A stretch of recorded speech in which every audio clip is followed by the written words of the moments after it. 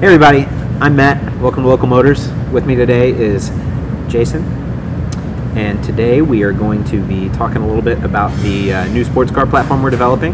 Jason has taken the lead on the powertrain selection and will be heavily involved in the development of that whole package and how it's going to fit into the car and everything.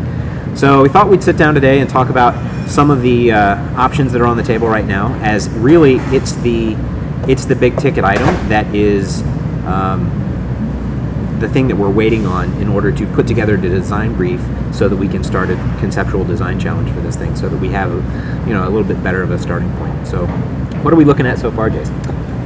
So right now we're down to 6 base motors. Not necessarily the only options, but they are the base motors we're starting off with. Starting with one of the biggest suggestions so far has been the boxer motors from Subaru. The biggest one we're looking at, mostly for its high potency, off-the-shelf high horsepower and aftermarket support, is the WRX motors in the 2.5 liter platform. Whether it be the STI or the base WRX motor is still up for discussion, depending on what we can find as far as a supplier and a full turnkey solution. Another option is the Evo 10's 2-liter turbo, 290 horsepower motor.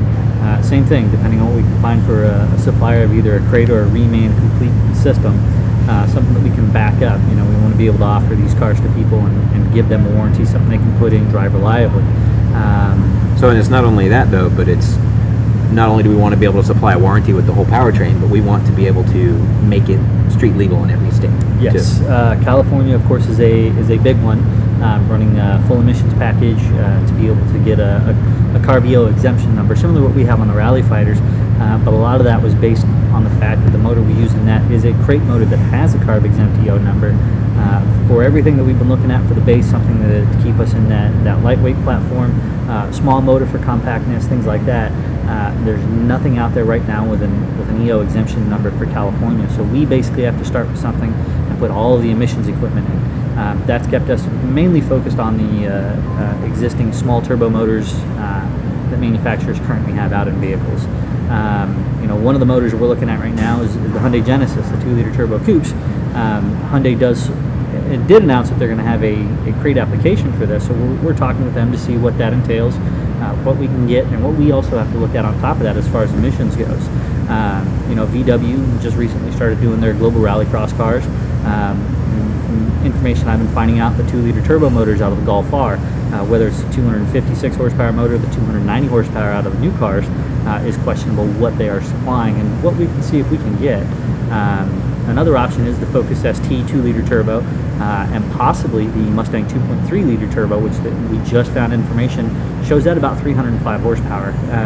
That's definitely a leading contender, being that we do have options for, A, it's local, B, there's going to be a huge aftermarket backup support on that motor. We'll be seeing those in a lot of different Mustangs, and it's going to have its supporters and it's going to have its haters, but it sounds like a good motor to us at this point, knowing that they're pushing towards the aluminum blocks. It's also going to get quite a bit lighter. And then our final option for our base motor is the Cobalt SS 2-liter turbo.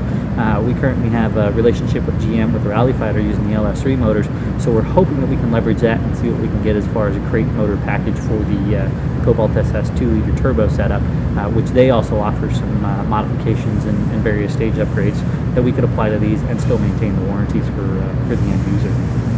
So to recap, right now we're looking at Subaru, Mitsubishi, Hyundai, Ford, Chevy, and Volkswagen. Yes. So we got 6 different motor packages that we're looking at right now for the base model of this platform. So we got a lot of work cut out for us here in terms of trying to see who's willing to work with us and kind of see what's going to work best for the overall platform. Yes. Now, on the powertrain thread, a lot of you guys will see this. There's been a lot of suggestions for the FA20 out of the FRS. One of the reasons that we tried to avoid that is to get the horsepower numbers that we're looking for in that power to weight ratio.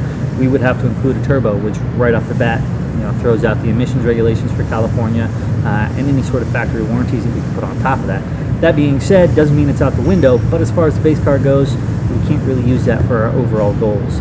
The other two suggestions we've seen have been full-up electric cars and hybrid motors. The electric car powertrains are pretty expensive, and they're going to actually probably break our weight budget at this point, given the power cell and battery pack situations.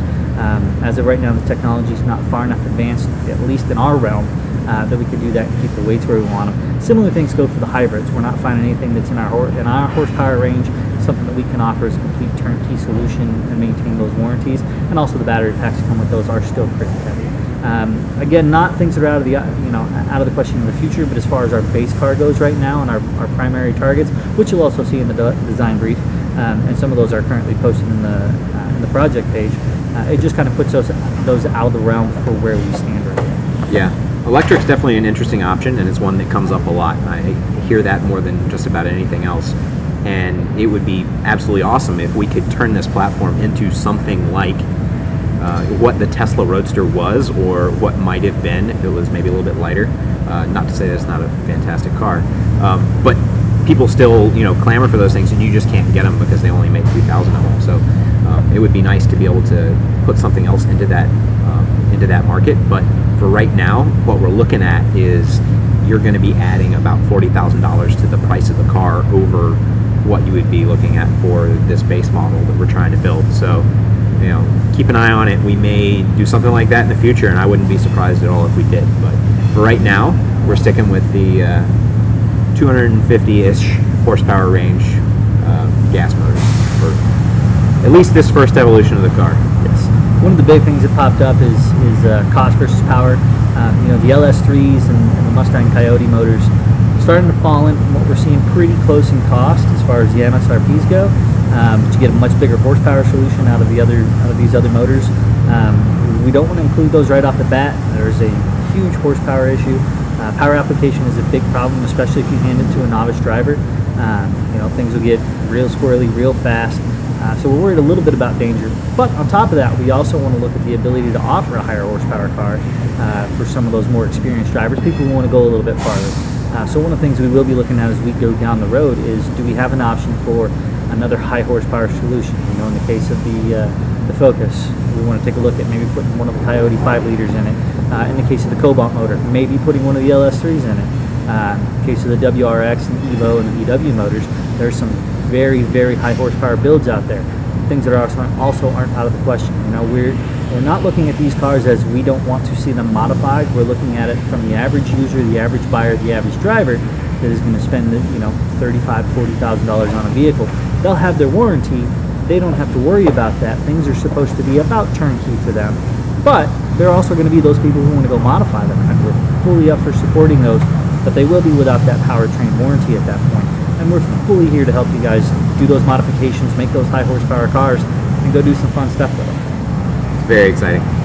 Anyway, thanks guys for watching, and stay tuned. We're going to be posting a lot of updates for this thing as we go forward. We're going to be hopefully starting up the competition to come up with some design concepts here before too long, and stay tuned.